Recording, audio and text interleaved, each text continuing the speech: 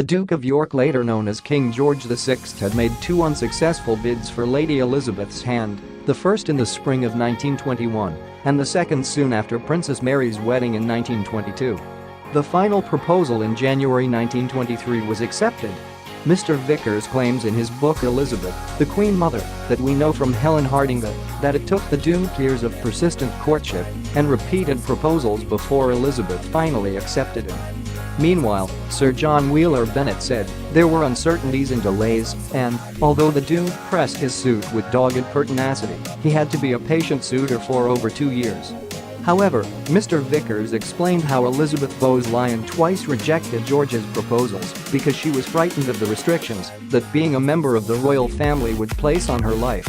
For when Elizabeth and Albert Bertie, who would later take the name George at his coronation, tied the knot in 1923, neither had any reason to believe they would become king and queen.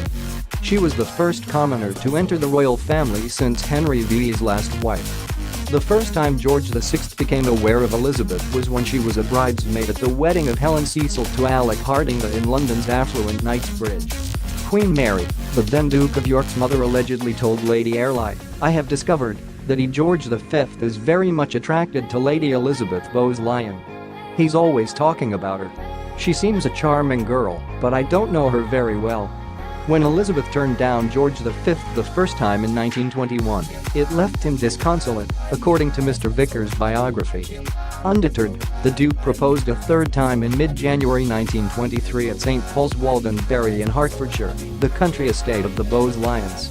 With his offer finally accepted, the engagement was officially announced on January 15, and preparations for the wedding were soon underway.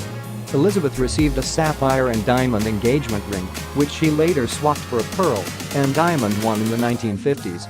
Once married, the Duke and Duchess of York, as they became, led relatively sedentary lives with their two young daughters, Elizabeth and Margaret Rose, until the abdication of George's brother King